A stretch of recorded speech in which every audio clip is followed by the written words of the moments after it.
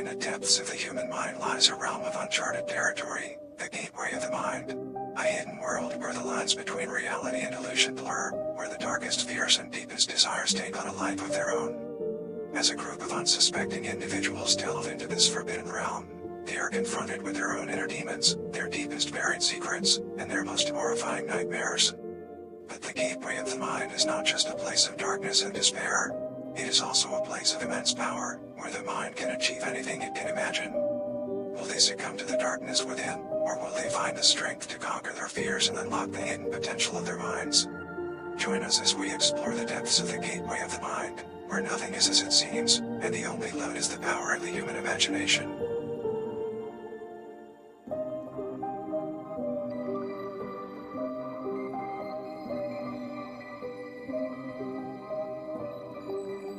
In 1983, a team of deeply biased scientists conducted a radical experiment in an undisclosed facility. The scientists had theorized that a human without access to any senses or ways to perceive stimuli would be able to perceive the presence of God. They believed that the five senses clouded our awareness of eternity, and without them, a human could actually establish contact with God by thought. An elderly man who claimed to have nothing left to live for was the only test subject to volunteer.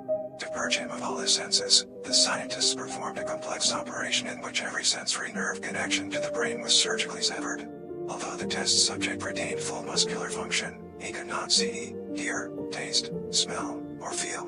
With no possible way to communicate with or even sense the outside world, he was alone with his thoughts. Scientists monitored him as he spoke aloud about his state of mind in jumbled, slurred sentences that he couldn't even hear. After 4 days, the man claimed to be hearing hushed, unintelligible voices in his head. Assuming it was an onset of psychosis, the scientists paid little attention to the man's concerns.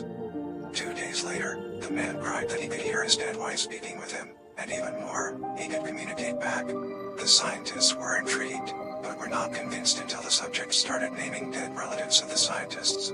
He repeated personal information to the scientists that only their dead spouses and parents would have known. At this point, a sizable portion of scientists left the study. After a week of conversing with the deceased through his thoughts, the subject became distressed, saying the voices were overwhelming. In every waking moment, his consciousness was bombarded by hundreds of voices that refused to leave him alone. He frequently threw himself against the wall, trying to elicit a pain response. He begged the scientists for sedatives, so he could escape the voices by sleeping.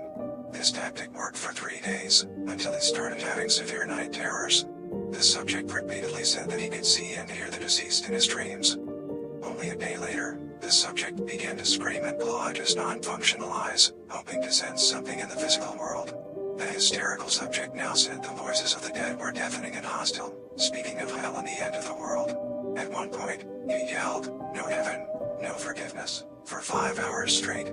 He continually begged to be killed, but the scientists were convinced that he was close to establishing contact with God. After another day, the subject could no longer form coherent sentences. Seemingly mad, he started to bite off chunks of flesh from his arm. The scientists rushed into the test chamber and restrained him to a table so he could not kill himself. After a few hours of being tied down, the subject halted his struggling and screaming. He stared blankly at the ceiling as teardrops silently streaked across his face. For 2 weeks, the subject had to be manually rehydrated due to the constant crying. Eventually, he turned his head and, despite his blindness, made focused eye contact with a scientist for the first time in the study. He whispered, "I have spoken with God, and he has abandoned us." In that moment his vital signs stopped.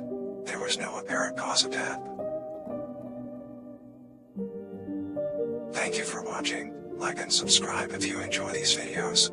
I'll see you in the next one.